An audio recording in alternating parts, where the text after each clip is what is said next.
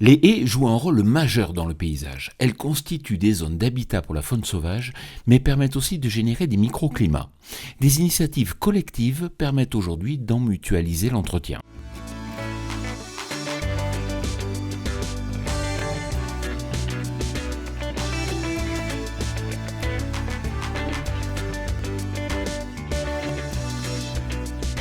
Cette semaine, je vous amène à la rencontre de Claire Vascou, qui est coordinatrice Antilles à l'Association française d'agroforesterie.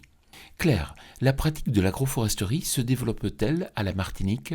Oui, c'est en train de se développer. Ça fait maintenant depuis 2016 qu'il y a des actions qui se mettent en place en agroforesterie sur le territoire.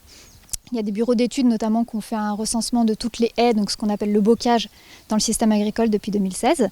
Et nous, on est là depuis 2021, donc j'ai pris mon poste l'année dernière. Et on développe avec les agriculteurs de l'agroforesterie sur le territoire. Depuis maintenant 1 an très activement. Mais cette pratique peut prendre plusieurs formes. Nous, en Martinique du moins, ce qu'on appelle agroforesterie, c'est remettre des arbres dans un système agricole. C'est-à-dire qu'on est vraiment sur un cadastre agricole et il y a déjà des productions qui sont en place, bananes, cannes ou du maraîchage. Et on va mettre des fruits, que ce soit des arbres fruitiers ou des arbres forestiers.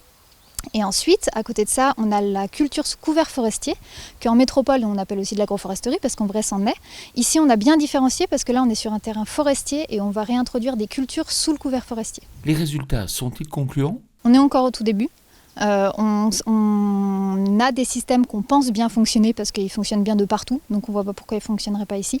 Par exemple, mettre des haies brise-vent dans les bananeraies, mettre des haies brise-vent ou des haies anti-érosion dans les champs de canne à sucre, ça on sait que ça fonctionne très bien. On a fait des premières plantations l'année dernière, on a déjà résultat sur des haies qui font à peine 1 mètre de haut.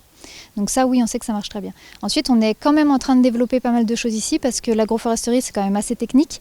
On ne plante pas un arbre où on veut, quand on veut, sur n'importe quel sol. Et donc ça nécessite un accompagnement et pour l'instant l'accompagnement sur le territoire est très léger. C'est pour ça notamment qu'on aide les agriculteurs.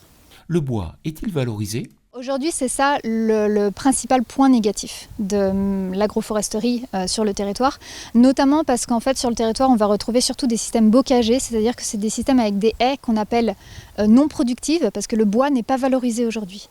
Donc aujourd'hui la haie bocagère n'a pas de valeur en Martinique. Nous, ce qu'on est en train de mettre en place sur le territoire, c'est donc le projet Bois Bocage Martinique où en fait la taille de ces haies va être vendue et donc ce n'est plus un déchet, c'est une production, la production de biomasse. Et donc là, on crée de la valeur à cette haie. On a plusieurs types de valorisation pour cette biomasse. On va avoir de la biomasse énergie, par exemple, avec une centrale qui va produire de l'électricité. On peut avoir de la biomasse paillage pour les bovins, pour les poules, etc. On peut avoir du BRF pour les maraîchers. On peut avoir du fourrage aussi. Donc il y a énormément de haies qu'on taille où les vaches ou les chèvres viennent directement manger les feuilles. Merci Claire. Quant à moi, je vous retrouve la semaine prochaine sur TV Agri pour un nouveau regard porté sur l'agroécologie. Bonne semaine à toutes et à tous.